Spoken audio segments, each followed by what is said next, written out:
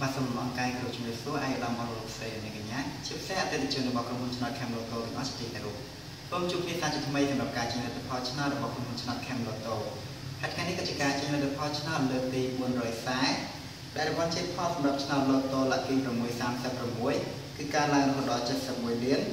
697720រៀលបាទលើនេះមកខាប់ពេលយូរយើងចាប់ដើមចេញលទ្ធផលតែម្ដងជាដំបូងគឺយើងធ្វើការចេញលទ្ធផលស្នាដៃ 5D សូមត្រៀម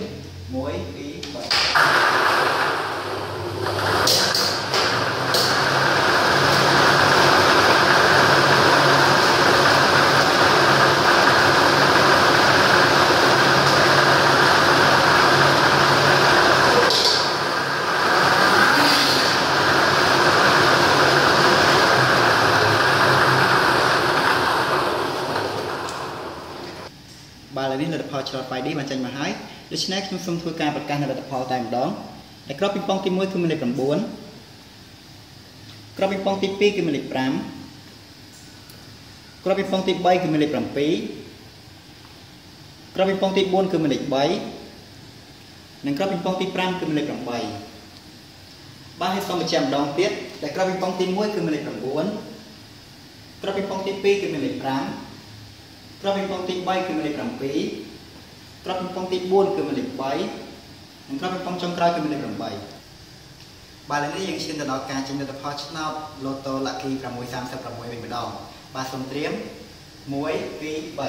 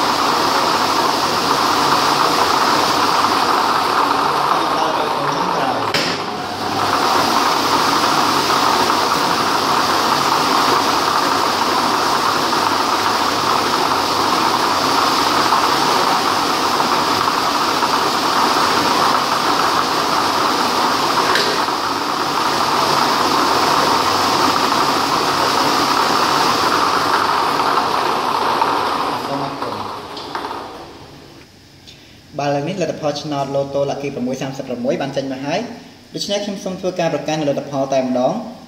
ដែលក្របពីប៉ុងទី1គឺមានលេខ30ក្របពីប៉ុងទី2គឺមានលេខ33ក្របពីប៉ុងទី3គឺមានលេខ31ក្របពីប៉ុងទី4គឺមានលេខ16ក្របពីប៉ុងទី5គឺមានលេខ15និងក្របពីប៉ុងទី6គឺមានលេខ29បាទសូមបញ្ជាក់ម្ដងទៀតដែលក្របពីប៉ុងទី1គឺមានលេខ30លេខ33លេខ31លេខ16លេខ15និងលេខ29បាទឥឡូវនេះការចេញលទ្ធផលឆ្នោតរបស់ក្រុមហ៊ុនឆ្នោត Camloto ក៏ដល់ទីបញ្ចប់អរគុណសម្រាប់ការតាមដានទស្សនានៃការចេញលទ្ធផលនៅថ្ងៃនេះជាចុងក្រោយក៏សូមជូនពរអតិថិជនទាំងអស់សូមជួបប្រទះតែសេចក្តីសុខសេចក្តីចម្រើនរកទទួលទានមិនបានគ្រប់ក្រុមគ្រួសារពេលនេះសូមអរគុណសូមជម្រាបលា